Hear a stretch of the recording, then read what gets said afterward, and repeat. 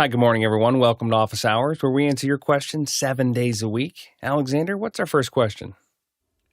First question is coming in this morning from David Brady in New York, New York. We manage over 700 Zoom rooms globally. What kind of status and management tools are out there besides the native Zoom portal for health and status? I know that Zoom Rooms has your default admin portal, and I only have a couple of Zoom Rooms, so I'm not quite on your level of 700. But I do know that there is the Zoom Rooms dashboard that can give you a little bit more of a visual representation of what are the health of the various rooms, and also what types of accounts are using them. Are there any issues? What's the health? Is there a versioning for everything? I don't know if there's any. I'm like tap dancing here to see if Andy happens to be in the chat, but I'm not sure if there is any API to surface that data into other rooms. But I would check out, if you haven't, not just what is in the Zoom Rooms portal, but check out the Zoom Rooms dashboard as well. And then, but we'll reach out to Andy and see if we can figure that one out. Next question. This one is from the QR code. Sean Johnson in New York is asking, can someone do a step-by-step guide for using Zoom ISO within Zoom events? I know the transition from standalone app is happening in a couple of months and want to understand how to use it in Zoom events. Thanks. Jason? Oh, boy. The short answer is not in 2 minutes. This is a really, really detailed question. We have done many a second hour on Zoom ISO. Maybe Guy can help. Guy?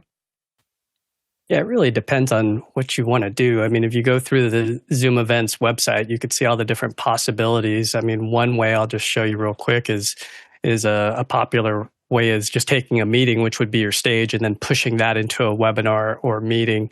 So you can have your people here, so your VIPs and breakout rooms and whatnot, and then you would push them over to a webinar. What this allows you to do, if you wanted to use Zoom ISO, is those people would then pop in, like this. You would have your, let's say, 9 people, and then in Zoom ISO, you would have your option to be able to kick them out, not kick them out, but I mean, pin them essentially with Zoom ISO. So let's take Annika and let's put her on Zoom ISO 1, and that's going out of DeckLink Quad 1. So now if I wanted to build something in an ATEM like a super source, actually, I'm going to do this fast. So I'm just going to say 1, 2, 3, 4, 5, 6, 7, 8. So I just hit all of those 8 people, assigned them to 1 through 8. Now I'm going to go ahead and enable recording permissions. And so now they're into this ATEM where I should be able to see them in my NDI video monitor. So now I could do things like this, which is build a super source with, why is 3 not up? Let me check 3 real quick. Oh, 3 is me. I don't want me. I want somebody else besides me. Let's just say Susan. Susan Cho. Okay.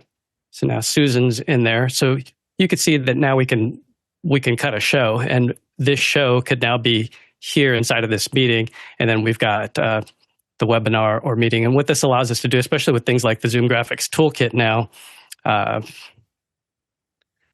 it would take me a while to build all this out. But basically, now I can open up this web interface, and I could do like my emoji with the simulated data. So let me see if I open up the editor. I go here. So, you could then throw these emojis over the top of this by using a key. So that's how you could build shows and use Zoom events. And one of the main advantages is that now you can do 1080p. Even if you get the most simple Zoom events, $100 a year, you'd have a 1080p account. And if somebody logs in with an iPad, you'd still be able to get them 720. So one of the big benefits that people don't talk a whole lot about is that if you're doing a webinar on your own and you push HD out, you have either 1080 or you have 720, and then you have 360. So if you say 1080p, it's to a mobile device, it can't do the 1080p. So you have your choice of going 360 to everybody or 720 to everybody.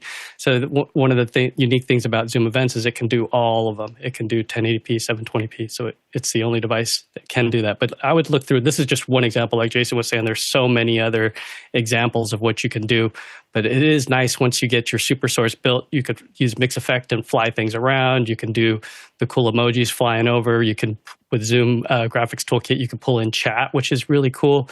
So some of this stuff you can't do by just doing it inside of one meeting, or you can't just do it in Teams or any of these other platforms. Zoom's pretty unique in that regard, and you will pay for it, though. You might want to look at something like Avio and take advantage of Grant's high-numbered accounts. So like if you need webinar 1,000 or 3,000 or 5,000, it starts getting super expensive. So it just depends on, again, how many people you want, how you want the run a show to go. But a lot of planning, a lot of rehearsal, and Zoom Events does have their own people. If you need help, there's Zoom Events staff that can walk you through a lot of this stuff. The other thing that I would mention is even if there is going to be a transition away from it being a standalone app as to part of a bigger suite of tools, I would still recommend, if you can get your hands on the app in its current form and try to understand some of basically how is the app set up, what is the flow structure within it, because sometimes when a piece of software transitions from being by itself over to being part of a bigger suite of things, some of the either progressive disclosure or some of the nuance of using a specific tool gets lost when it's part of something else. So it helps if something is going to be in transition to understand where did it come from so that you can better understand how did we get here. Next question. This question is coming in from Jack Cannon in Phoenix, Arizona, USA. The new Tilta Cart offers electrically driven wheels as an upgrade. Huge win for load-ins. What does the panel think? Courtney? Well, it depends. I've always felt that electrical wheels just add a whole new level of weight to the cart, because you got to have a battery that has enough power to power those electrical wheels. The motors in the wheels add weight. And if your cart is so heavy, you need electric wheels to move it. It's so heavy, one person can't push it by themselves. Adding electrical wheels to it mean that one person will not be able to lift it up one stair or into a car for storage, or into any type of vehicle that doesn't have a ramp. So it's kind of a trade-off.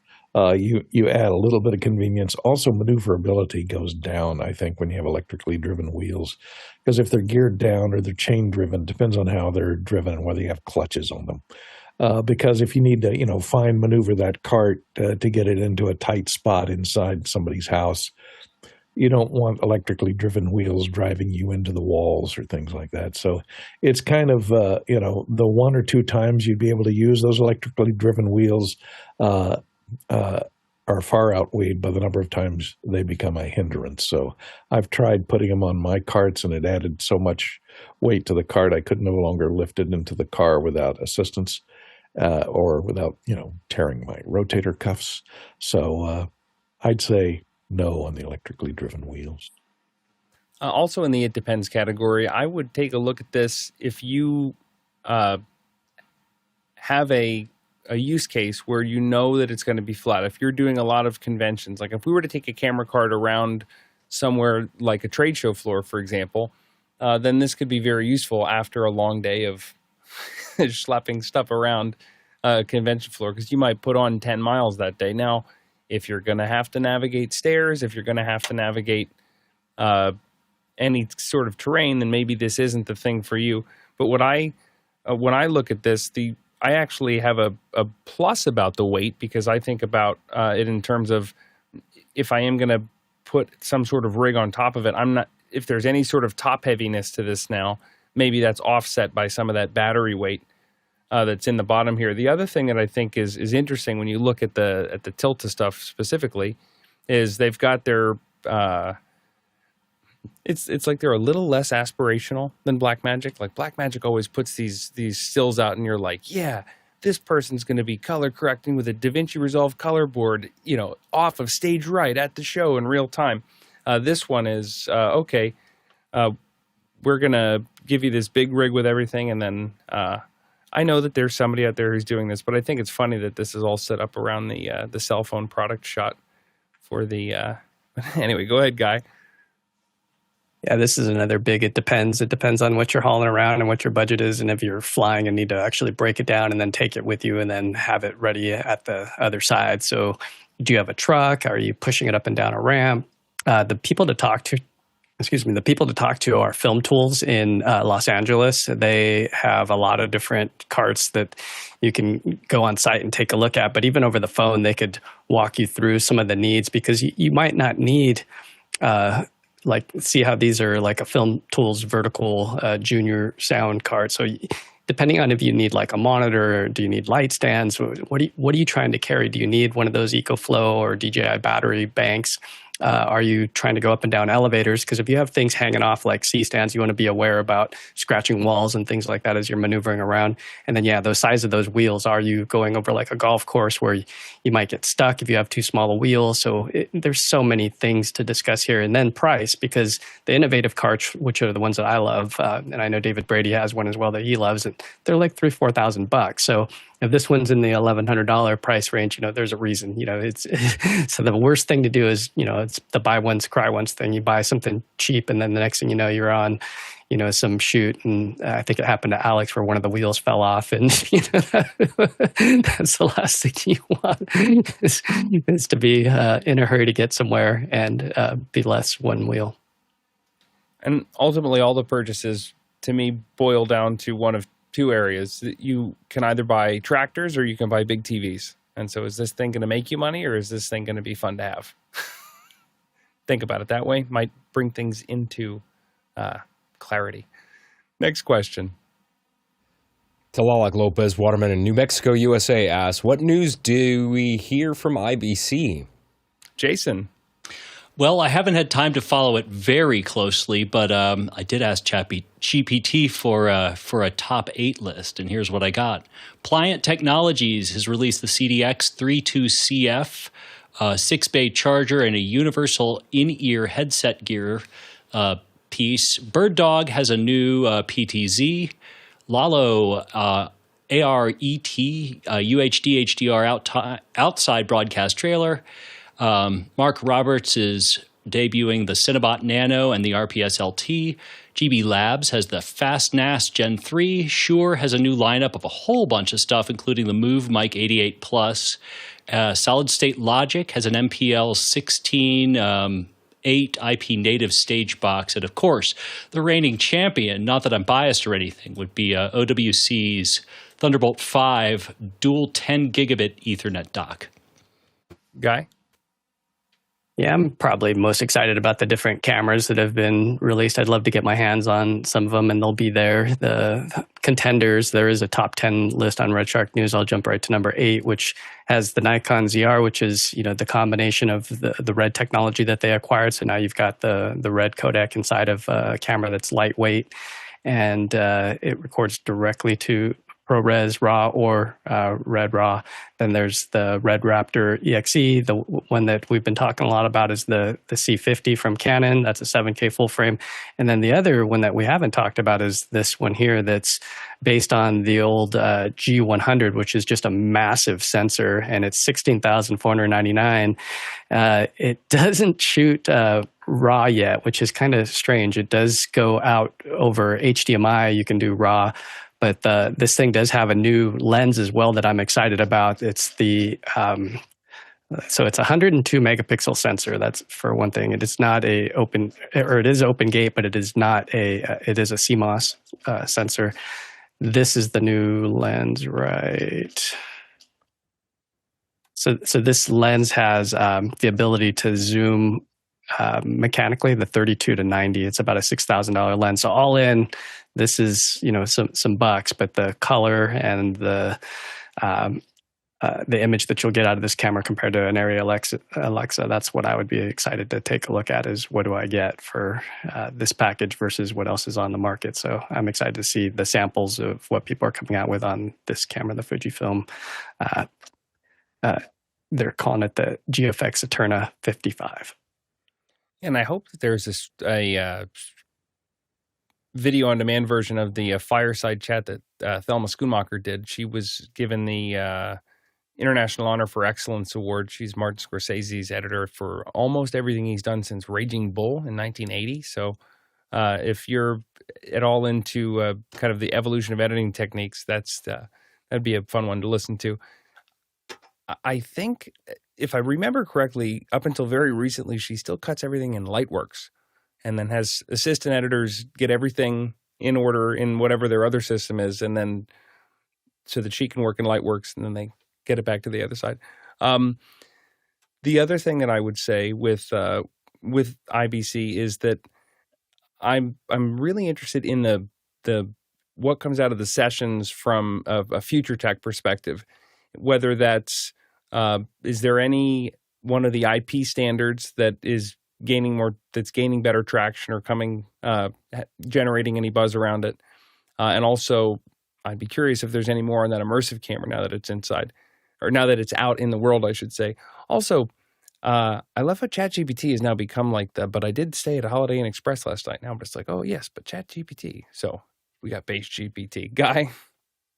Yeah, one other thing that I'd be interested in going to is there's a ton of interest in this MXL format, the media exchange layer. And when you go to their GitHub, there's a ton of sessions and meetups. This format is really taking the broadcast industry by storm. So yeah, it's in the Zoom ISO Cloud demo, as well as in the Grass Valley AMP, and NVIDIA is actually one of the big contributors as well. So you're going to hear a lot about MXL, and it's a lot of people meeting up. When I saw some of the behind-the-scenes meetings back in June when they really started pushing this format, there was dozens and dozens of people in these live events that were hands-on doing workshops from major companies. So this isn't like a little thing. It's a big thing, and they're debuting a lot of that tech inside of those IBC meetings. There's like 7 different meetings at the show just on MXL. Next question. This one's from Danny Grizzle in Longview, Texas. What recommendations does the panel have for managing a YouTube channel in a competitive category? Is TubeBuddy useful or essential? Harshit? So I have not used TubeBuddy specifically, but I really highly recommend going into the analytics of your backend. And the main thing about competition is know who your audience is. So whenever you do package up your stuff, make sure your titling is well set to the people that you're trying to reach. If it's widespread, people aren't going to really notice you as such because it's going to go with everything else. The analytics that I've found so far as with my channel, it does help a lot because you could figure out keywords, key phrases, adding proper hashtags, or using Gemini or ChatGPT to say, hey, can you give me some SEO? So adding some of that pieces into your description helps you. And the other thing that I've also noticed is if you have links and stuff, go ahead and pin those links in your comments, because even if it's you're already interacting with your video, and that gives people quick links to click on, because the first thing that they will come up to is those links whenever they're scrolling down YouTube. So they don't have to go dig into a description specifically for links and such. So again, the thumbnails are important. I have vision loss, so sometimes that's harder for me. But if you have great graphics people there, getting a good thumbnail, great title is always helpful, because the algorithm will pick that, and then you will basically make content for your audience that you specifically are serving, rather than the masses of YouTubers. Jason? That's great advice. I guess all I would add to that is, if it's a competitive landscape, if it's a saturated vertical, you actually have a hidden benefit here, which is you can very much in just an afternoon figure out what works and figure out what doesn't. Learn from your competition and then remix it and make it your own. Do that a few times and really just don't give up. And I think you'll be well on your way. Guy? Yeah, there's a competitor to TubeBuddy called vidIQ. I would also be taking a look at some of the things that they have. I've used that to manage some of our channels, where you could go in and change, like let's say you have 100 videos up and you need to change some links. You could do it all on TubeBuddy or vidIQ. The other thing is I would recommend paying attention to what Sean Cannell does. He owns Think Media, and he has several, it's called VRA Video Ranking Academy. So if you're really into this and you want to know what the big guys are doing, pay attention to what Sean and Think Media is doing. I have a subscription to Video Ranking Academy, and I can tell you that there was some hidden stuff in there that they discuss. And he's also the author of the book. We've had him on this show, YouTube Secrets.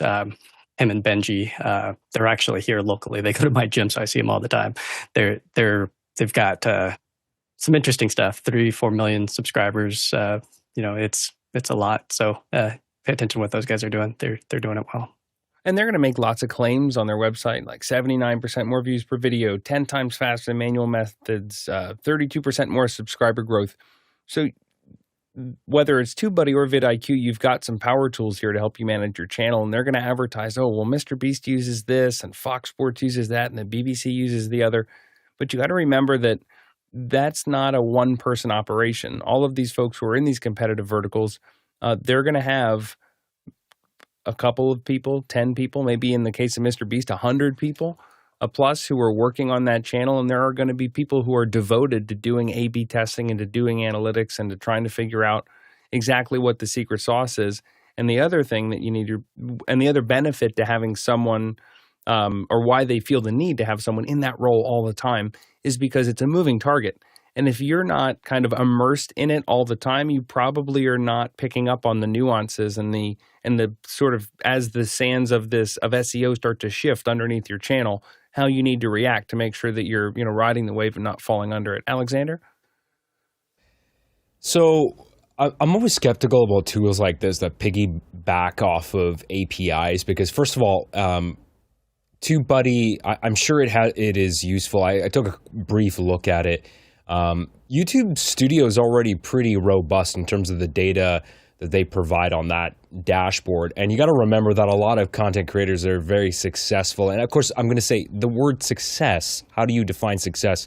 That's all relative. There are people that are making a decent living, or maybe they still have a full-time job, but they have some decent supplemental income from YouTube. And then, of course, you have people at the upper echelon end of things, like the Marquez Brownlees of the world and the Mr. Beasts of the world. But you got to remember, too, that those people have got success before these tools existed. And I feel like it's somewhat disingenuous. Like, I don't want to spend all my time in a dashboard playing around with this stuff, researching keywords, when I could just, to me, it's more authentic to just make the stuff that I want to talk about. Hopefully people show up.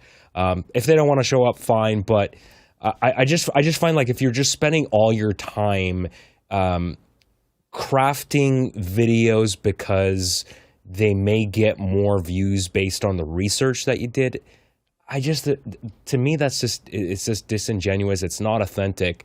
And I don't really support that. And there's definitely a balance between content or attention or click farming versus having content that people are really going to gravitate towards. And there's an art to that, and that's difficult to do. There is no set formula for how that's going to be created. But I find that the videos that not that they're sloppy, but they have a little bit of human touch to them. People might say, oh, that looks unpolished or that has rough edges to it. But there is a fine line between looking sloppy and having it be authentic and not look like it just has a little sheen of AI all over it. I find that people are going to gravitate more towards towards that content that's more authentic. And I even now, because there is so much content that's being created by generative AIs, all of our brains are becoming attuned to that. And we're all starting to learn about, okay, this was generated, I'm just going to go off to the next thing. I even see in compilations, like I was watching a video online the other day that was something, it was something I was sending my wife that was with like dogs or cute animals doing stuff. And the first 3 or 4 videos were like your doorbell footage. I was like, okay, that's really funny. The dog, busted through the front door when a package was getting dropped off. And then the 5th one is like this.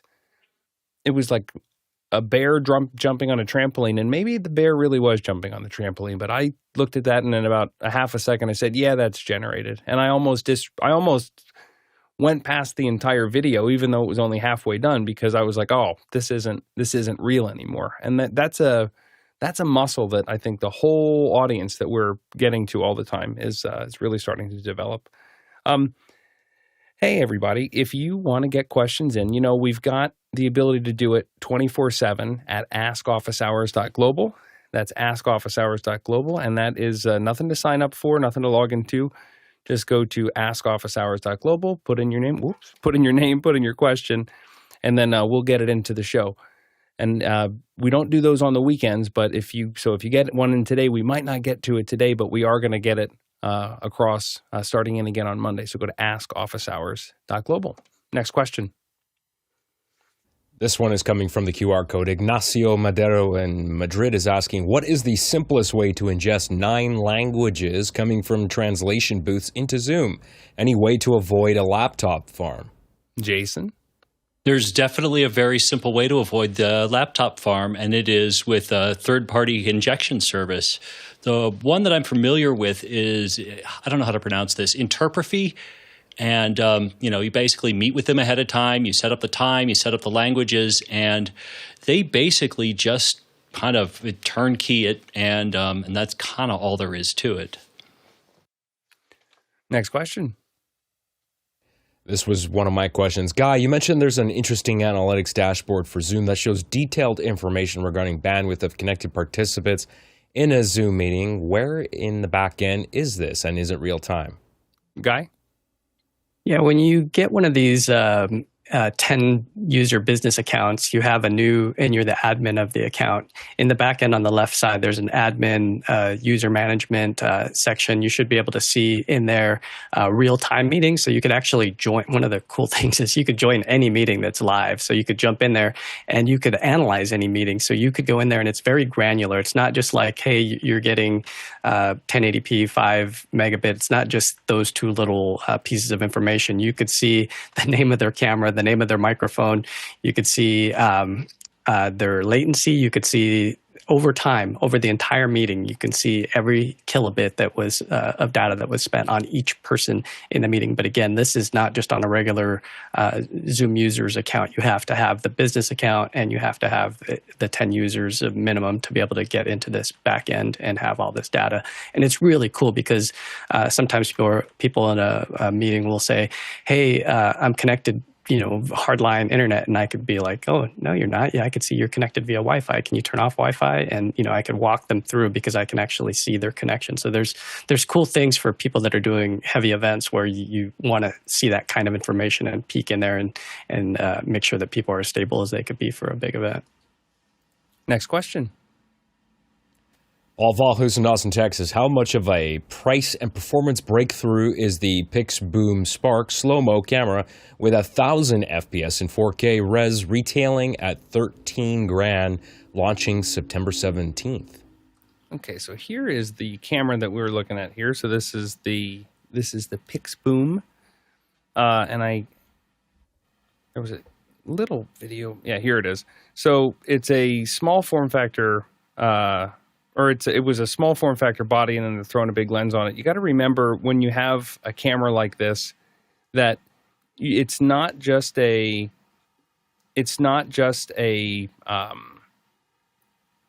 question of how much are you investing in the camera, but you really have to think through the cost of the entire production. Because if you're looking at this versus a Phantom versus a Photron, it's not just the cost of the body; it's how large are the files that it's getting. Or that it's producing, what sort of compression is in there, because you're going to be generating an incredible amount of content in a very short amount of time. So I wasn't able to dig into enough about what is getting output from this camera to figure out if the whole ecosystem cost would make sense. But Mickey makes a point in the chat, the cost of the camera itself is a fairly minimal and negligible part of the overall cost of ownership of and really with any of these things, if it flies, floats, or films, rent it. Just try to figure out if it's the right thing for you before you buy. I've been waiting that one. I've had that one in there for months. But try stuff out a little bit before you get there, and plunk down your big money, because try out a Phantom, try out a Photron, try out this Pixboom once a rental house gets it. And then see, does the entire pipeline fit? And then you're going to be able to make a better business case for is this the way to go or not? Next question. This one's from Nigel Dessau in Orlando, Florida. Do you think that the DJI Power 1000 at 50% off would make a good UPS for my office, with the upside that I could take it on the road with me? Guy? No. Let me follow up on that. So I have both types of devices. So I have the EcoFlow, which is similar to the one that you have, and it will turn on if you just have, let's say, a computer hooked up to it and the power gets yanked. It will fail over, but how gracefully compared to my CyberPower, that's a rack mount proper, $700-800 unit. It doesn't hold a candle to what that one can do in terms of how smooth that failover is. It is nice having an EcoFlow type device like the DJI Power where you can just take it with you and plug in. I actually plugged in my air fryer while I was camping, kind of cheating, being able to cook a steak in the middle of the wilderness. But so there are other uses. You can have, food on the road. But the CyberPower does this beeping thing if you enable it, so you will know. So like mine goes off sometimes at 2 a.m.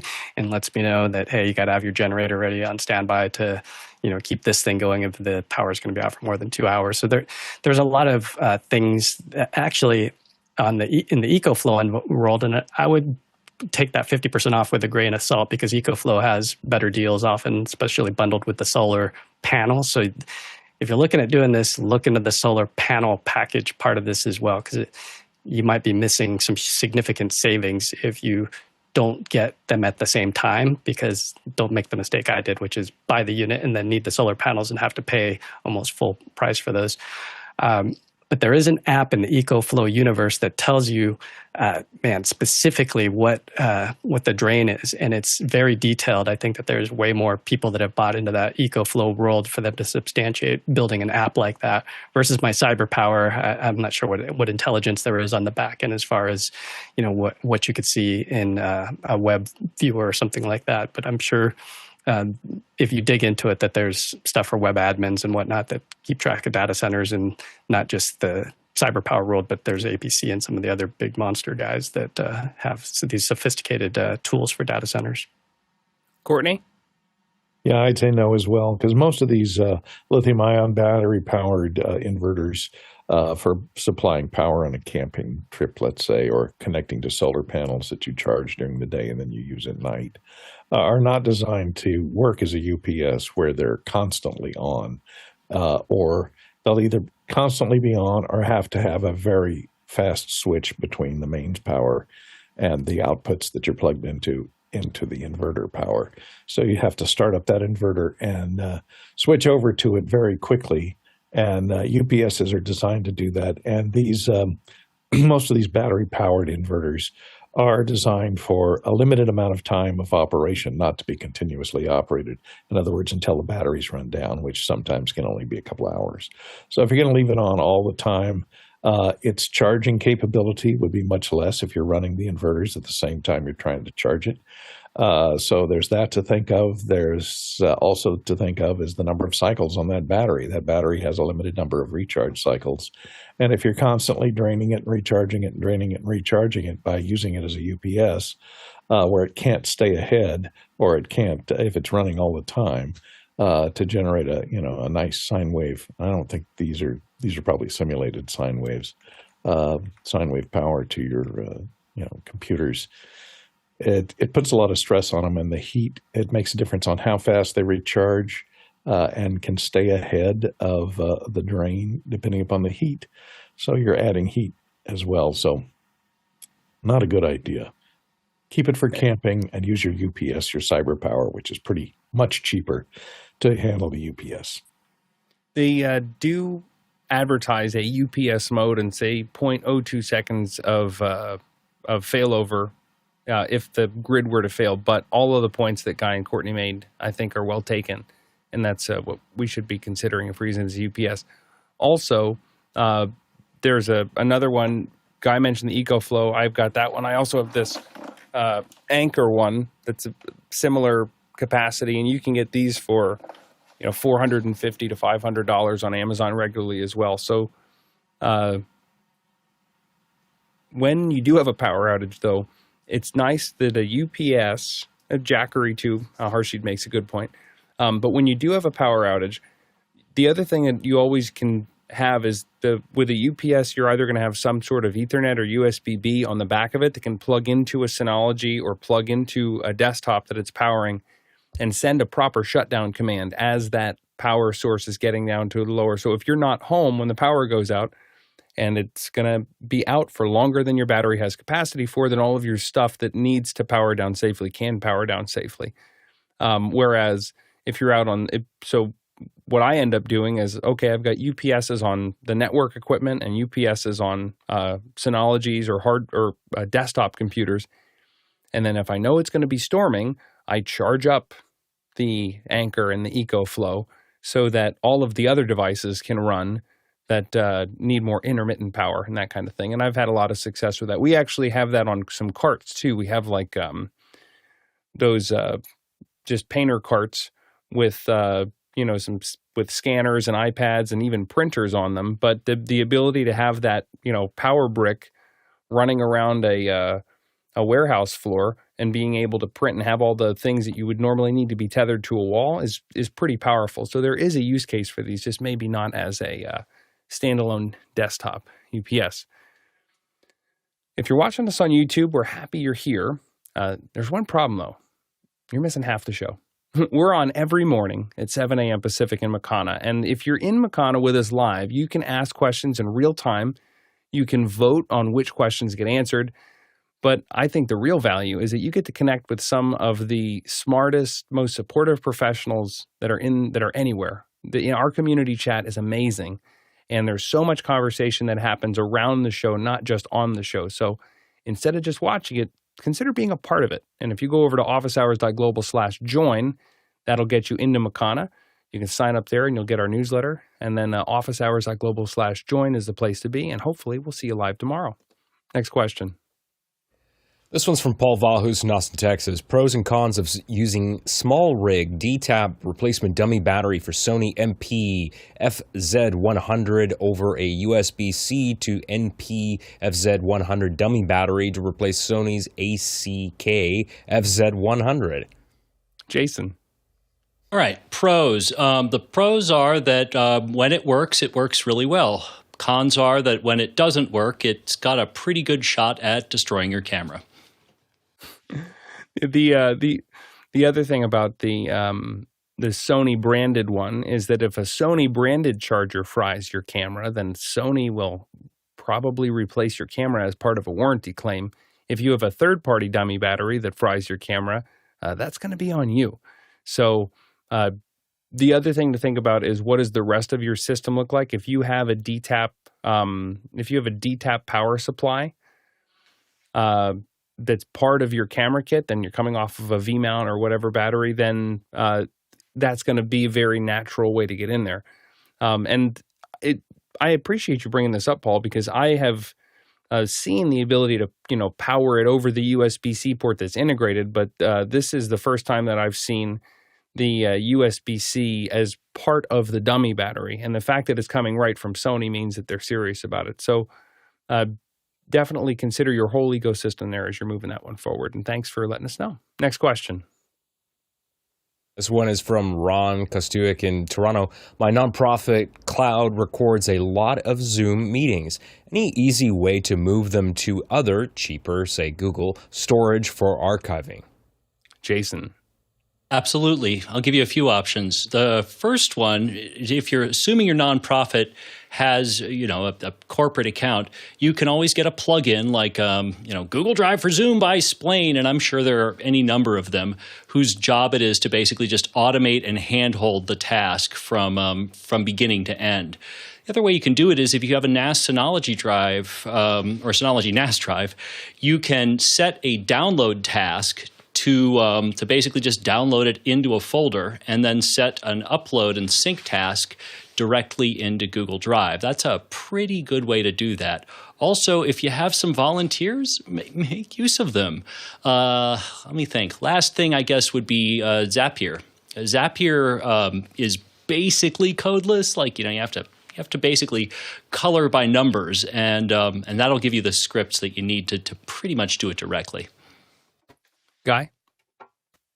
Yeah, look into if you're not already on TechSoup, look into TechSoup because they offer a discount. And what I've had is unlimited cloud record. So if you talk to a sales rep, see if you can, I don't know how big your nonprofit is, but see if you can get unlimited cloud records, and then you just take that whole thing off the table, because it is nice to be able to go back in time just in one pane of glass and not have to go through and hop and worry about backup. Just let Zoom handle it. That'd be my recommendation, depending on how big the organization is and how much you can save by using TechSoup, because I think it's 50% off. So if you're paying $20 a user now, you drop down to 10 by going there, or by just talking to a rep. You'd be surprised at how they're willing to wheel and deal, especially with like Zoom Rooms. So when we did our wheeling and dealing, we got a Zoom Room for free for X amount of users. So let's say you got 10 users, you get a free Zoom Room included, and that was like a $50 add-on. So it's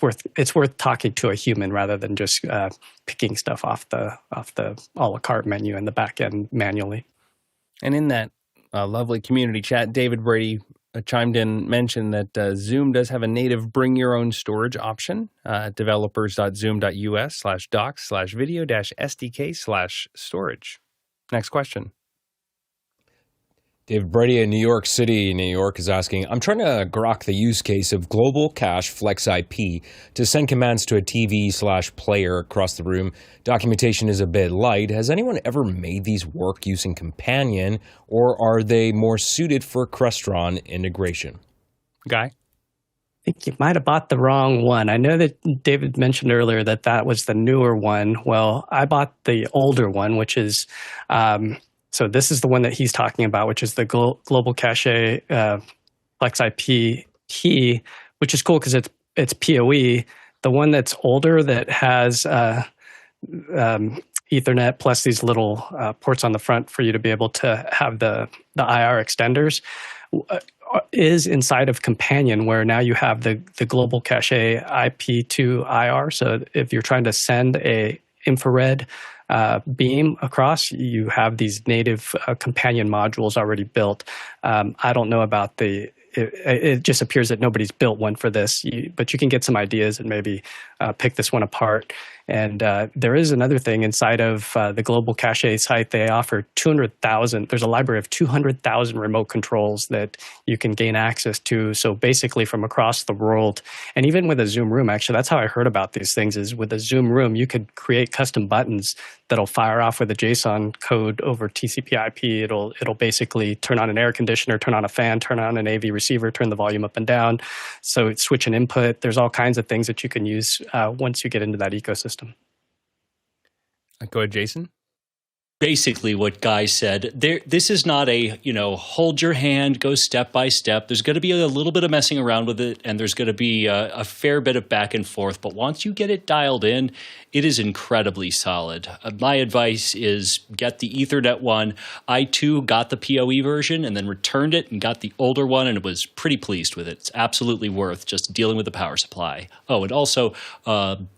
don't let it dynamically assign an IP address. That way, you know exactly where it is, and your device doesn't have to hunt for it on your network. The other piece, and maybe this has this built in, but having the ability to read an IR signal as to what code it is sending is really handy. So if you have kind of an obscure, whether it's an air conditioning unit or whatever else you're trying to control via infrared, having one of those devices, like I have one of those little flipper zeros, which is so handy because you can read sub-gigahertz if it's a radio command, or you can also read infrared codes so that you can manually program them in if you had to. Guy? Yeah, that manually controlling is a part of this. These guys are no joke. These are wow. They're huge. So they have a built-in IR learner app. It's called the iLearn software. And when you fire off a IR button, it shows you the hexadecimal code, and then it captures it. And then you can assign that to any Stream Deck button that you want. So it's really cool software. So part of that whole $112 world is access to this stuff. So makes me miss the Logitech Harmony days of let me I still program have on but it's collecting dust. So If you're around this weekend, I would recommend hanging out with us. It is show 1998 today, which means that Sunday, our introspection day, will be a little mini celebration of our 2000th episode. But that is live only. We will not have that as video on demand, so you got to be in Makana to see that. So check out officehours.global/join and hope to see you for show 2000. Next question. This one is from Paul Valhus in Austin, Texas. What podcast ecosystem would you choose for a professional media podcast? Blubrry, Buzzsprout, Libsyn, Podbean, or Spotify, formerly Anchor? Jason. I might get some heat for this, but absolutely none of those. I've been blown away, as long as you're willing to do a little bit of legwork, what you can get away with Squarespace and a solid CDN like Cashfly. Alexander? I personally would not go that route. I've used a few of these platforms. So I started with Libsyn and they're okay. I've landed now on Buzzsprout mainly because their interface is just so slick and modern, and they have a lot of really cool features. Like one of the things is I like the fact that on their dashboard, they've got this one button click to submit your podcast to all these various directories. It just makes it really easy to launch the podcast. They've also added this feature called AI Magic Mastering. You got to pay extra for it. But effectively what that is they've partnered with Auphonic. Now, some of you on the show probably have heard of Auphonic before, which is a web-based, it's like a cloud-based service where you can loudness normalize, actually much more beyond just loudness normalize a podcast, but you can upload an audio file and it will remove background noise as well. So it does broadband noise reduction, and it will try to make each person in the podcast the same level, basically. So that's really cool. I've had a lot of success with Buzzsprout, and the reason why I chose Buzzsprout, and also Blubrry is good too. That's a very well respected company. I mean, really all these companies, Blubrry, Buzzsprout, Libsyn, they are IAB certified. So if you care about stats and you want accurate stats reporting for your podcast, you're going to want to have a hosting company that is IAB certified. Next question. Next one is from Ike Potter in Hanover, Germany. What are your thoughts on the $497 offer to get unlimited access to every top AI tool all in one place? Buy once, cry once. Is it serious? Courtney. I'd be very wary because, this is offering a one-time $497 fee to join, to give you access to all of these models. And they say unlimited access, but I got to believe that they're going to, each one of these models here it's going to violate the terms of service of almost all of them for an aggregator. And if you get to the very bottom of this page, you find that, let me scroll all the way down here, only 500 spots available. So if they're aggregating this, I think they're afraid of lawsuits, and I think the lawsuits will start flying quickly. And anytime you pay up front for lifetime access, it may mean the life of the deal and not your lifetime. And that deal may only last until the first lawsuit arrives on their doorsteps. Jason. Yeah, it's either a scam, in which case you wasted your money, or it's legit and it will go bankrupt. Yeah, I'm always there are two things that I think about whenever I'm going to make a purchase, and one of them is how does this entity make money? And if I don't understand, if you're only going to have 500 slots available and it's $500 per slot, so you've got, what, $25,000, that doesn't seem like... As a lifetime for everyone. As a lifetime for everyone. That doesn't quite add up. Especially considering if you had a truly unlimited access to a pro model of any one of these services, it could cost you $200 a month, or I guess that would be, $6,000 a year. So it doesn't quite pencil out. The other thing that I look at is grammar and punctuation on the website. Something about this particular site just says to me, danger. It's whether it's the all caps or it's the period and exclamation points at the end of a sentence. I feel like someone asked AI also, like this offer is oddly capitalized, and then our kerning is off. Not that I'm bitter, but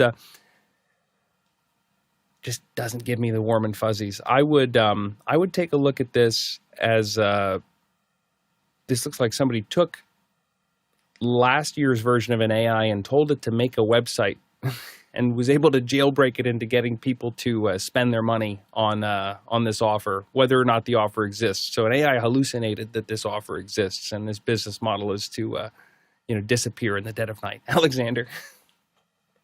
I just wanted to say, I for many years worked at a very well-known company there. I can say this because they're no longer in business anymore, called the Internet Marketing Center. And they really pioneered a lot of this type of ad copy, which, by the way, maybe works a little bit less now, but 25, 30 years ago worked really, really well. And I feel a bit of PTSD, feel triggered anytime I see this kind of like uppercase, like buy now, all this like hyperbolic wording. So that always just sends chills down my spine when I see ad copy like that.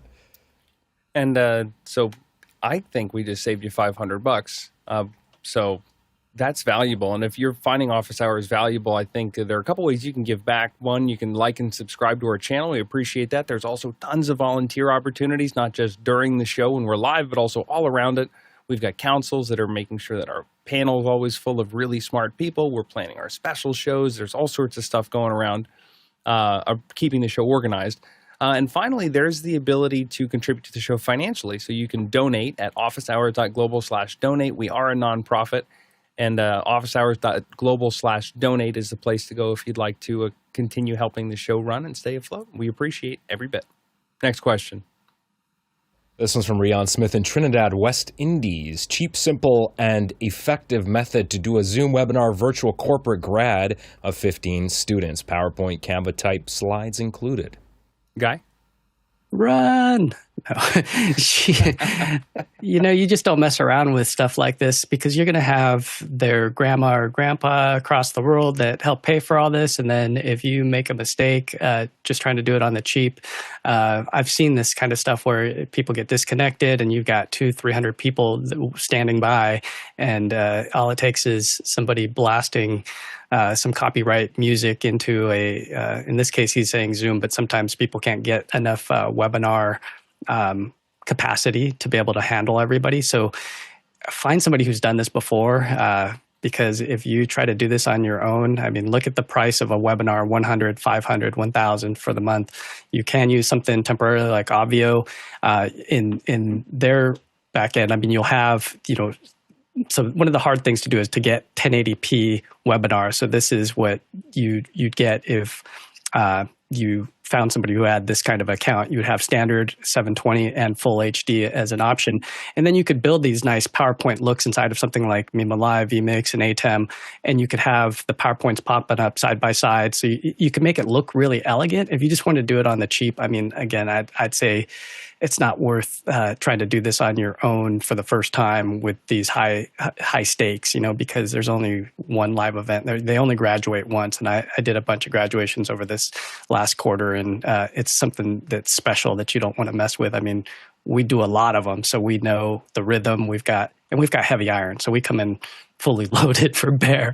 So, I mean, it's overkill what we bring in. So that's what I'm saying is if you try to do this cheap, and if you're being that guy to somebody who is taking away work from somebody who does this with the big money, you're not doing yourself any favors and the client any favors if you fall down in the middle of it. So just be well aware, or go talk to somebody who does a lot of these and get the scoop before trying to attempt it, because again, the risk is too great when you're talking about somebody's livelihood. Yeah, we often bandy about the phrase here, the most expensive cost of any production is failure. And people get really, really excited in not a great way if there's failure in something that's going to happen one time. And so sometimes when we look at the prices of somebody that's covering a graduation or covering a wedding or a renewal of vows or something like that, it's like those things are once for that person. And even though you might do 40 weddings a year, if you're hustling, you did 40, they had 1. And so every single one of those productions is the most important one to that client. And they're not going to do this all the time. They're going to have, they're in a high stress, high emotional situation. So the reason that you're pricing things out the way is so that you can afford to bring in the heavy iron, like Guy says, and make sure that you've got your primary or your alternate, your contingency, and your emergency, because you get one shot at it. Next question. This one is from Gordon Lake in Los Angeles, California. What are your thoughts on the Tilta Hydra X Dan Ming speed pan system? Would it be good for in-car interviews? Courtney? Yeah, maybe. But I think for in-car interviews, you'd rather just go with 2 cameras, one mounted on a close-up of each person, like a GoPro, which is how they do most of them. This thing, has this motorized pan that can go from one position to another position. And then the Hydra system is these 3 vacuum mounts for mounting on the hood of a car. So you could put one camera on the hood of your car and have it pan back and forth between 2 people, or pan between a front shot and a shot of the driver, etc. So I think it's designed mainly for auto type stuff. I'd be very worried anytime these vacuum mounts come into play. I worry about, especially these days with these all the cars having these wraps on them to advertise whatever sponsors they have. They have vinyl wraps on the cars, or they have those new flat finishings. And I'd worry about a vacuum mount holding steady, especially if you're going to be going off-road or anything other than a flat, smooth surface driving on. I'd worry about one of those vacuum mounts coming loose and then dragging your camera under the wheels of the car. I'd have a lot of insurance. But for a motorized pan system, I think it may bring a little bit of, excitement to your video, but seeing a motorized pan, a lot of times it looks very mechanical and really detracts from the imagery and takes you out of the interview rather than just a cut between the two. Jason? So I would ask myself, how many times have I seen on any, broadcast that I respect, a talking head where this is how the coverage is being done? If you can come up with one, then I would be surprised. I've been thinking, and I can't think of a single one. I guess there are 2 different ways to do this, and we are assuming that it's going to be on the hood. You could also have, a guy in the back seat and, over 2 people's shoulders. If you are in the cab of the car, my thought would be that it's going to be not a silent motor-driven thing, so you're going to hear the motors, even if the people are wearing lavaliers. And I would just, no matter what, I would just do this with a gimbal. It just doesn't feel like the right approach.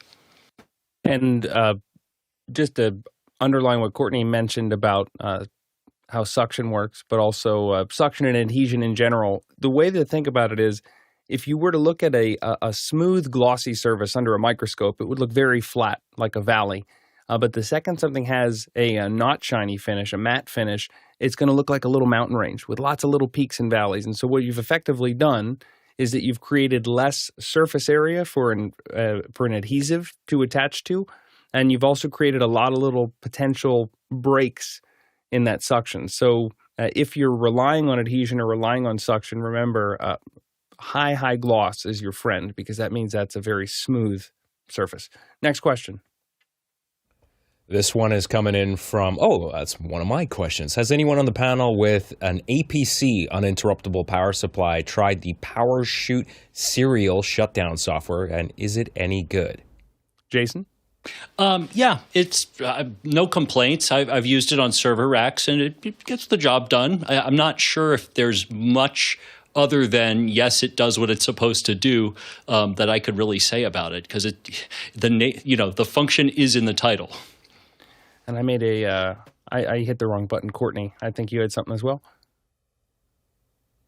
I was going to say something, but I do have a CyberPower APC that my computer's plugged into now, and I've had multiple power outages in the last few months, as many of you know.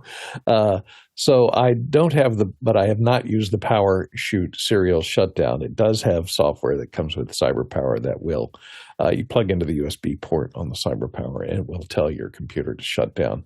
I never bother plugging that in because I just let my computer time out and shut down. And that way, when it restarts, it always goes to that blue screen of, oh my God, your computer didn't shut down normally. And I let it rebuild the startup because I think that's safer anyway. At least it gives it a chance to rebuild its hardware application layer file every now and then. So I don't use the PowerChute, but is it any good? I don't know. The problem is that when it does, you do have a power outage and it does have to shut down. You've got to restart everything anyway. So, just takes a little bit longer if it doesn't shut down normally. Jason?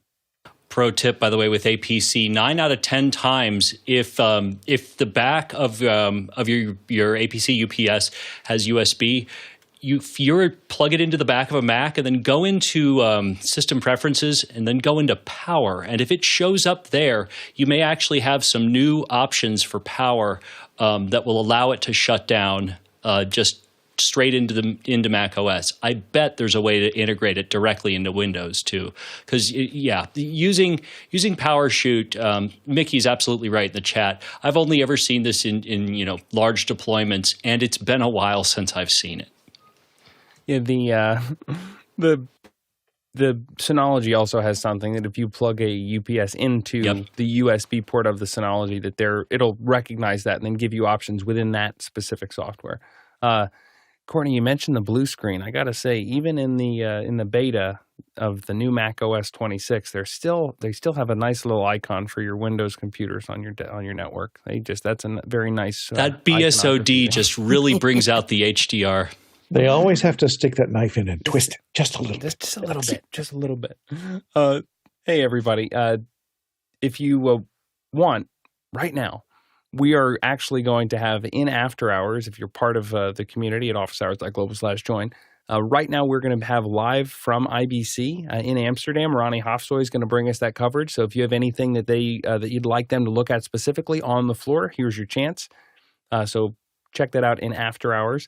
If you're in the Discord and you don't know how to get in after hours, you can ask about it there. But there's also a link in your daily email, so check that out. Thank you so much, everyone, for being a part of the show today. Appreciate the panel for sharing all of your expertise and life experience. It's a really tough show without a great panel. I'm quite fortunate on a Friday to often have some of the best folks, so we appreciate you. Also, to our back-end crew, you are the foundation of what we do every single day. Again, not just the volunteers who are here during the show, but also around it. It's impossible to look and sound good and they make this show flow so easily if we don't have you as the steady foundation that we all get to base ourselves on. And finally, to our producers, thank you for asking such great questions today.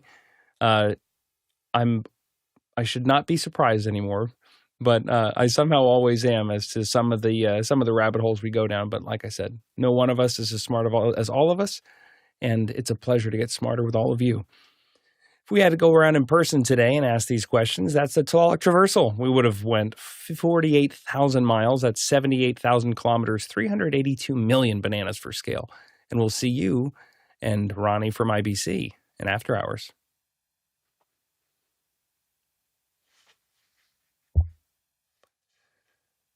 Off to the Thank you, everyone. Thanks, everybody. Hopefully, I'll see at least some of you on Sunday. And if the big 2K show. That's right. And if you ever hear me, if ever there was a chance for me to swear about the network at Stanford, you'll see your opportunity. Will Smeagol be making an appearance on the 2000th episode? Perhaps, but I think we have better things after 2000 shows to cover. I'm glad you like my Smeagol, though. Yes, sir. We'll see you there. I will try to. That's right. Yeah, that is it's an odyssey. Open the pod bay doors, Alex. See everybody. Take care. Dream.